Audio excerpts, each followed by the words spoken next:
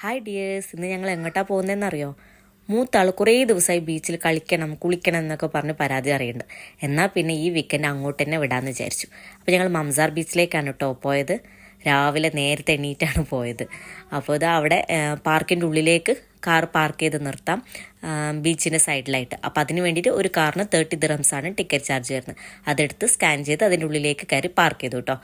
ഞാൻ പറഞ്ഞല്ലോ രാവിലെ നേരത്തെ എണീറ്റാണ് വന്നത്. മൂത്ത ആളാണ് കേട്ടോ ആദ്യം എണീറ്റത്. ഏറ്റവും ലേറ്റായിട്ട് എണീക്കുന്ന ആളാണ് ക്ലാസ്സില്ലെങ്കിൽ. പക്ഷെ ബീച്ചിലേക്ക് പോയാലുള്ള ആവേശം കൊണ്ട് അവളാണ് ഞങ്ങളെയൊക്കെ വിളിച്ചുണർത്തിയതെന്ന് തന്നെ പറയാം.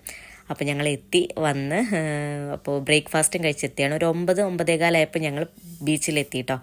അപ്പോൾ ആ സമയം ആയതുകൊണ്ട് തന്നെ ആരുമില്ല കേട്ടോ. കുറച്ച് യൂറോപ്യൻസ് ഉണ്ട്, അവർക്കാണല്ലോ ഈ സൺബാത്തും ഇതൊക്കെ മെയിനായിട്ടുള്ളത്. അപ്പോൾ നമ്മൾ ഈ സമയത്തൊക്കെ കിടന്നുറങ്ങുകയാണല്ലോ ചെയ്യുക. അപ്പം ഇവിടെ സമ്മർ കുറച്ചിങ്ങനെ സ്റ്റാർട്ട് ചെയ്ത് വരികയാണ്. അതുകൊണ്ട് തന്നെ ചെറിയ ചൂടുണ്ടാവും എന്ന് വിചാരിച്ചു. പക്ഷെ കുഴപ്പമില്ലായിരുന്നു ആ സമയം ആയതുകൊണ്ട് തന്നെ. 12 മണിയൊക്കെ ആകുമ്പോഴേക്കും നല്ല ചൂടാവും ഉറപ്പായിരുന്നു. അതുകൊണ്ടാണ് നേരത്തെ വന്നത്. അപ്പോൾ അവർക്ക് മാക്സിമം എൻജോയ് ചെയ്യാൻ വേണ്ടി ഞങ്ങളോട് വിട്ടുകൊടുത്താണ് കേട്ടോ. ബീച്ച് സെറ്റും കൊണ്ടൊക്കെയാണ് വന്നത് ബീച്ചിൽ കളിക്കാൻ വേണ്ടിയിട്ട്. മണ്ണും വെള്ളവും ഇത് രണ്ടും ചെറിയ ആൾക്കൊരു വീക്ക്നെസ്സാണ്. അത് രണ്ടും കണ്ടാൽ പിന്നെ ഒന്നും നോക്കാതെ അങ്ങോട്ട് ഇറങ്ങിക്കോളും.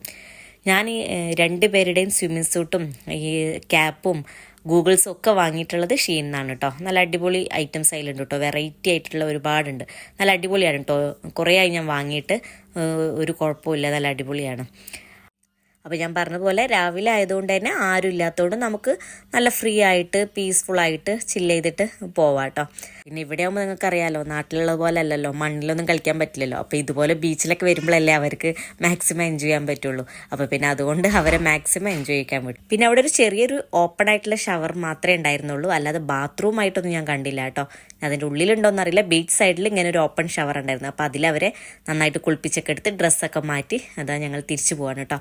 അപ്പോൾ വീഡിയോ ഇഷ്ടപ്പെട്ടെന്ന് വിചാരിക്കുന്നു. ഇഷ്ടപ്പെട്ടാൽ ഫോളോ ചെയ്യാനും ലൈക്ക് ചെയ്യാനൊന്നും മറക്കരുത്. അപ്പം ഇനി നെക്സ്റ്റ് വ്ളോഗുമായി കാണാം. താങ്ക്